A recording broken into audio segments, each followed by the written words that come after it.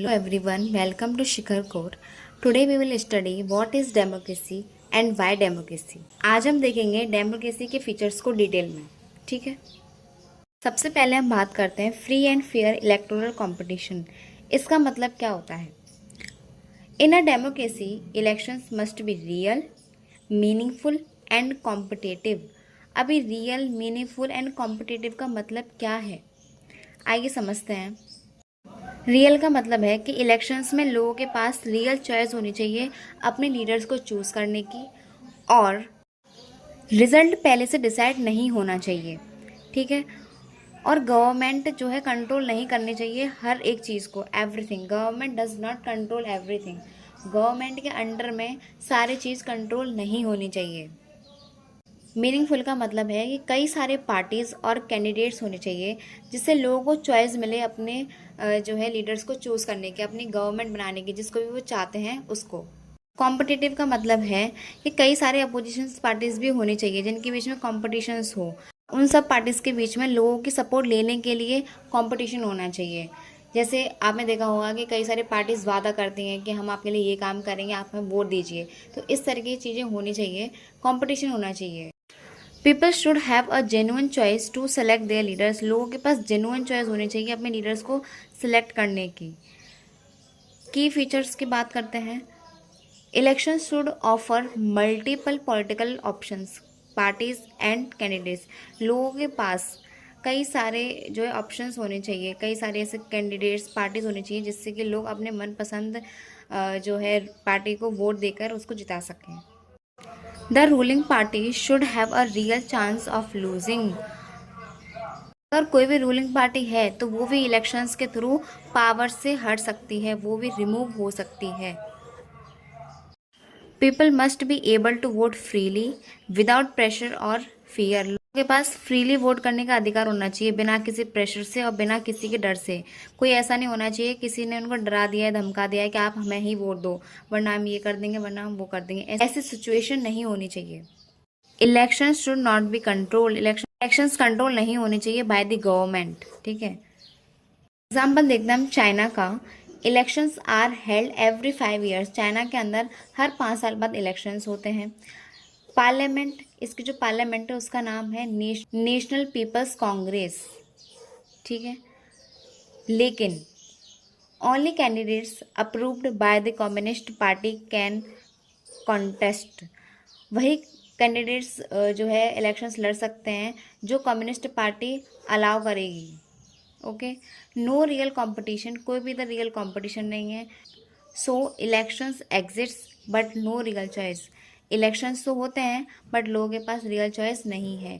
क्यों नहीं है? क्योंकि कम्युनिस्ट पार्टी उसी को अलाउ करेगी जो उसके फेवर में होगा। सिंपल सी बात है।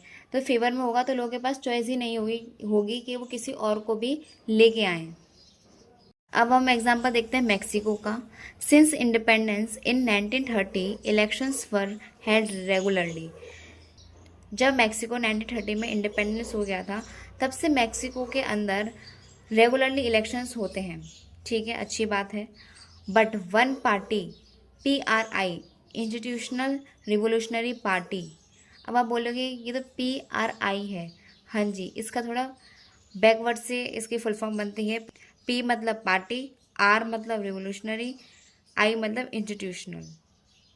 Always won till 2000। ये हमेशा जीती है 1930 से लेके, ये हमेशा जीती है 2000 तक, ओके। वाई इलेक्शंस वर अनफेयर। अब यहाँ के इलेक्शंस अनफेयर क्यों थे?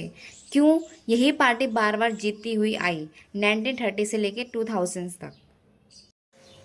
Government employees force to attend PRI meetings. जो गवर्नमेंट के जो एम्प्लॉयज़ होते थे, जो सरकारी कर्मचारी होते थे, वो फोर्स करते थे लोगों को कि वो अटेंड करें PRI की मीटिंग्स को। Teachers forced parents to vote PRI। जो टीचर्स होते थे वो पेरेंट्स को फोर्स करते थे कि वो PRI को ही वोट दें। Media ignore opposition. मीडिया जो होती थी वो अपोजिशन को इग्नोर करती थी, उसको जो है लोगों के सामने आने ही नहीं देती थी। Pulling booth shifted last minute. जो पुलिंग बूथ होते थे यहाँ पे वोट डालते हैं वो लास्ट मिनट पे शिफ्ट कर दिए जाते थे। Huge money used in campaigns. बहुत सारा पैसा खर्च किया जाता था कैंपेन्स में। और इसका रिजल्ट क्या होता है, people had voting right but no real option. लोगों के पास वोटिंग राइट तो थी बट उनके पास रियल ऑप्शंस नहीं थे। अब इससे कंक्लूजन्स क्या निकल के आता है, डेमोक्रेसी मतलब फ्री एंड फेयर इलेक्शंस होना बहुत ज़रूरी है, जब भी वो डेमोक्रेसी मानी जाएगी।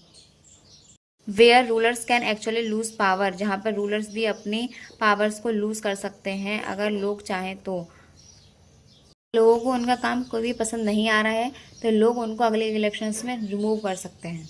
ओके, अब हम देखते हैं second feature of democracy, one person one vote one value.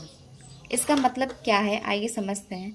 Simple meaning इसका ये है, एवरी एडल्ट सिटीजन हैज़, हर एक जो एडल्ट सिटीजन है उसके पास क्या होना चाहिए, equal voting rights, equal voting right होनी चाहिए। मतलब चाहे वो गरीब है, अमीर है, काला है, गोरा है, इससे कोई मतलब नहीं है, बस वो एडल्ट होना चाहिए। और each vote has equal importance, हर एक वोट की इक्वल इम्पोर्टेंस होनी चाहिए। जैसा मैंने अभी बताया कि रिच है उससे भी कोई मतलब नहीं है, पुअर है उससे भी कोई मतलब नहीं है, काला है उससे भी कोई मतलब नहीं है, गोरा है उससे भी कोई मतलब नहीं है, इन सब से कोई मतलब नहीं है, बस इक्वल वोटिंग राइट होनी चाहिए, हर एक वोट की एक ही वैल्यू। की पॉइंट्स देखते हैं, बेस्ड ऑन पॉलिटिकल इक्वलिटी। अब ये पॉलिटिकल इक्वलिटी क्या है, मतलब है सिटीजन्स के साथ कोई भी डिस्क्रिमिनेशन नहीं होगा पॉलिटिकल राइट्स को लेके। डिस्क्रिमिनेशन कैसा, जेंडर के बेसिस पे, चाहे वुमेन है मेल है उससे कोई मतलब नहीं है। रिलीजन, आपका कोई भी धर्म हो उससे भी कोई मतलब नहीं है, सबका इक्वल वोटिंग राइट है।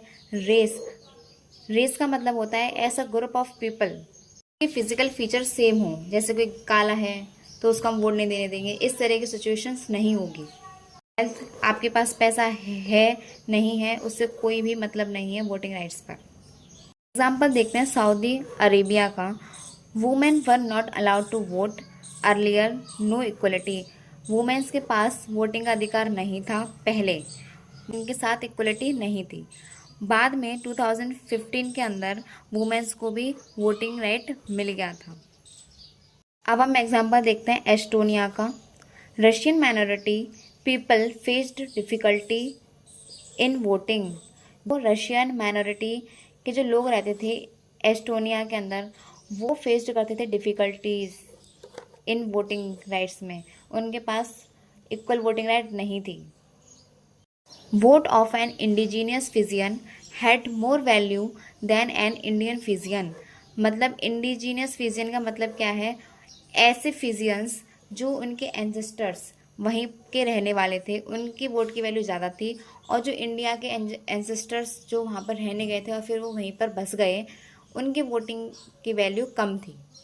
वोट्स नॉट इक्वल, उनके वोट्स को इक्वल नहीं माना जाता था। हिस्टोरिकल बैकग्राउंड देखते हैं हम, this idea came from struggle for universal adult franchise. ये जो आइडिया है ना किसका, यूनिवर्सल एडल्ट फ्रेंचाइज का, ये कहाँ से आया, लोगों के स्ट्रगल्स के बाद। इतनी आसानी से लोगों को वोटिंग राइट्स का अधिकार नहीं मिला था, ठीक है, उन्होंने डिमांड करी, स्ट्रगल्स करे कई सारे, जब जाके उनको यूनिवर्सल एडल्ट फ्रेंचाइज का वोट मिला था, मतलब हर एक एडल्ट वोट दे सकता है। It became widely accepted in the 20th century. ये वाइडली एक्सेप्टेड कब किया गया था, 20th सेंचुरी में। अब हम देखते हैं इंडिया को, adopted universal adult franchise in 1950। India ने यूनिवर्सल एडल्ट फ्रेंचाइज को अडॉप्ट कब किया था, 1950 में।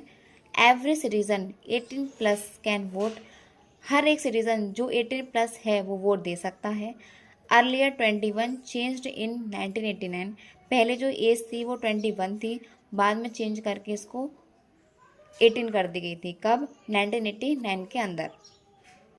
कंक्लूजन क्या निकल के आता है, democracy ensures every adult get a vote. Democracy ये इंश्योर करती है कि हर एक जो एडल्ट है उसका वोटिंग का अधिकार होना चाहिए।